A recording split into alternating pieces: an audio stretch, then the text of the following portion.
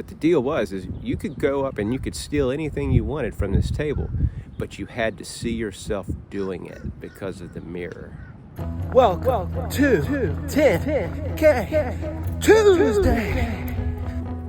Hey, what's up? Welcome to 10K Tuesday. Hey, if you've never been here before, hi, my name is Scott, and what we gotta do every Tuesday is I have to run at least 10 kilometers before I'm allowed to even talk to you.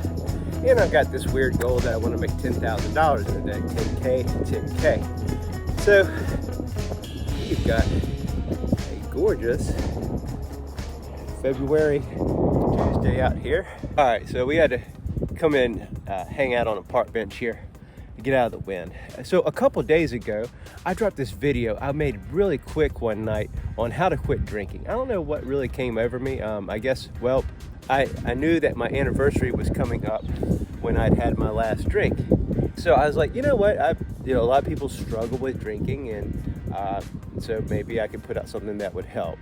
And so I did. If you want to check it out, it's a short video, and it gives you some tactical things that will help you if you're looking to stop drinking. But what came before that was my self-image. I had decided that I wanted to get ripped. I wanted to get it in shape. And so I had this image of myself, of the man I wanted my body to look like. It all started there. It all started out of vanity and ego. I basically thought my wife wasn't into me anymore, so I said, well, I'm just gonna get ripped. Like, it was really that stupid and simple, but it evolved into so much more. So I basically found the body that I wanted to try to morph into, and I just mindlessly, got a gym membership and just started working out and running. I was absolutely just rudderless. I just knew if I exerted energy in the right way, something good's got to happen. I've got a mirror. I've got some scales I can step on and see what my weight's doing. So the drinking thing came after that. I saw that alcohol had a lot of calories, and so I was like, well, if I decrease those calories, I'll start looking better. And I eventually whittled it down to where there's no alcohol in the house. But what happened was I was making up for it on the weekends. I was making up for it if I went to go hang out at a buddy's house and watch football. Or if my wife and I went out to dinner, I was making up for it, A martini to open up with, and a glass of wine, or maybe 2 martinis before that glass of wine to wash down my steak. Yeah, I was making up for all my good behavior during the week. So essentially it was 5 single steps forward and 2 giant leaps backwards on the weekends. But it all started with a self-image. That's the moral of the story, and that's what I wanted to get out there to anybody who might have seen that video or might just stumbled upon me and had thought about, hey, I want to make some changes. And if drinking and smoking and drugging is one of those changes, it starts with the self-image. How do you see yourself? I'd love to tell you how smart I am, and I made that up. I saw an old video. It's from the 80s. It was with Bob Proctor and John Canary, and they put out this thing called Born Rich. It's kind of cheesy 80s stuff, but the content is excellent. It's a really good program. It's like a 6-hour thing. But John Canary made this statement.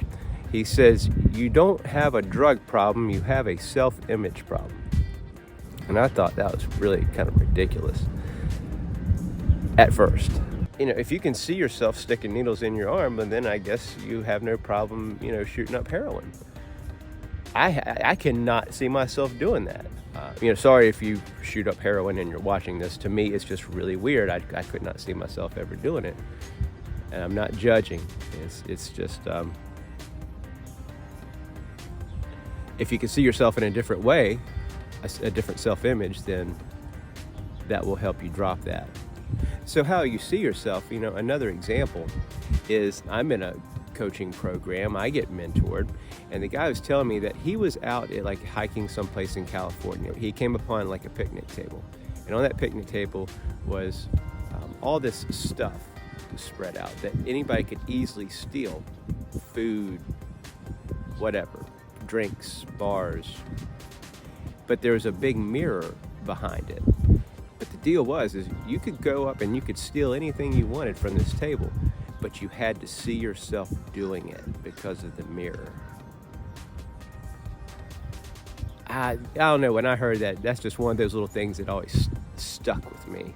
If we could see ourselves doing some of the bad things, embarrassing things, for example, back to the drinking thing, I had a friend of mine show me a video of me when I was really drunk, and I hated seeing that video.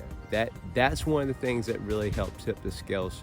So self-image. So if you can see yourself, how others see you, your self-image it's up to you. It's up to your imagination. And the better we see ourselves, that the higher we're gonna go. It all has to do with our imagination. I would say aim high as to how we see ourselves. So another way that I'm seeing myself that I didn't always see myself is as a runner or an athlete. I'm 49 years old. Just call myself an athlete is weird. It's not like I play basketball or football. I sure can run, and I can improve my body and my physique. So a little less than a month from today, I will actually be running a marathon like on this route right here in Virginia Beach. And so today, I will run a half a marathon as part of that training.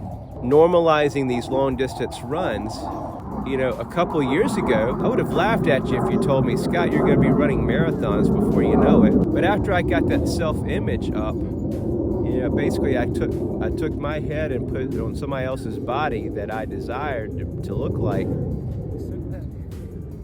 All sorts of possibilities have cropped up into my head as to what I'm capable of doing and how I can step into that person doing those things. So I just wanted to give some hope to those of you out there who want to make some changes, who don't see yourself as well as you should.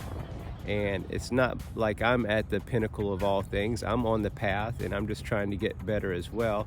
And I share things that are working for me, and therefore I know it will help you. I'm just speaking the truth, and I want it to help other people. So those are two boxes that I feel like I've got to check off before I release a video out into the world. I just want it to help people because I know it's helping me. Something else that I've been talking about that has been helping me is having something challenging on the calendar. And right now, my big challenging thing on the calendar is my marathon coming up. It's the second one I've ever run. If you've watched me in the past couple weeks, I guess maybe I've mentioned it every single week. But that's the cool part about having something challenging on your calendar. It's giving me something to look forward to, something to work towards, the self-esteem of having, to be able to do that. I got a message today from somebody, one of my lifelong friends, and she said, congratulations on the marathons, and like she mentioned, like, I guess you've given up smoking. Like, it's obviously been a while since we've seen each other. But so the self-image that she knows of me was a party dude that was smoking cigarettes, and so I haven't had cigarettes in a long time. Being patted on the back for marathons is pretty cool because it's something that certainly wasn't in my life a couple years ago. So there's that self-image. That's how somebody used to see me, and I don't recognize that person anymore. So yeah, I would highly encourage you to get something challenging on the calendar. And a good default are these races. A 5K race, man, that'd be great if you've never run anything competitive before. 5Ks, 10Ks. I've got my wife's brother coming down. He's going to run an 8K when I do the marathon. So I'm really stoked about that. And these races, that it doesn't have to be a race for you to put something challenging on the calendar, but it's just good, easy, low-hanging fruit. Why reinvent the wheel? And if it's something that physically exerts you, you're gonna be stronger than you think. And I've had a couple people reach out and say, man, I just can't seem to break that 10-mile mark. And I said, well, that means it's perfect timing for you to register for a half marathon. It's just past that 10-mile mark. And because if you've paid money, if you've set the date, you're gonna do it. Of course, train for it. Don't just show it willy-nilly, but that's just past that. That is the challenging thing that you need on your calendar. If you're at a certain threshold, like for example, Joseph, he said he's never run past 5K. Well, I've never even heard of 8Ks, but for some reason they've got one here, and that's perfect. That's 5 miles-ish, you know?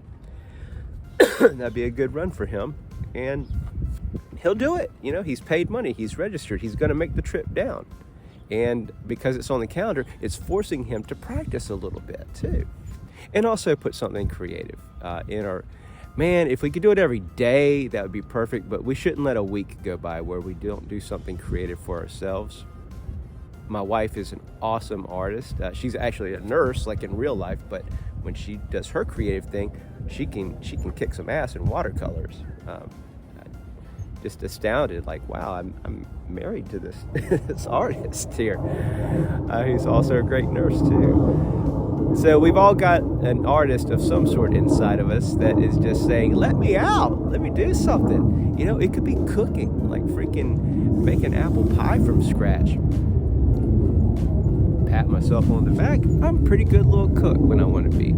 Also want to get better at the guitar. I used to be in a rock band, and so I know I've still got some songs left in me to write. So anyway, I just wanted to sort of get those things off my chest, talk about your self-image and how that can help you overcome some things. You know, for instance, the drinking, smoking, drugging thing, improve your body.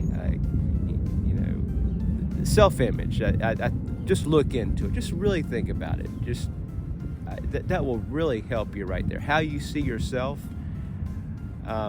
Never to get down and out on where you are, but just be like, you know what, I can do better. I could see myself running a marathon. I can see myself owning my own business. I can see myself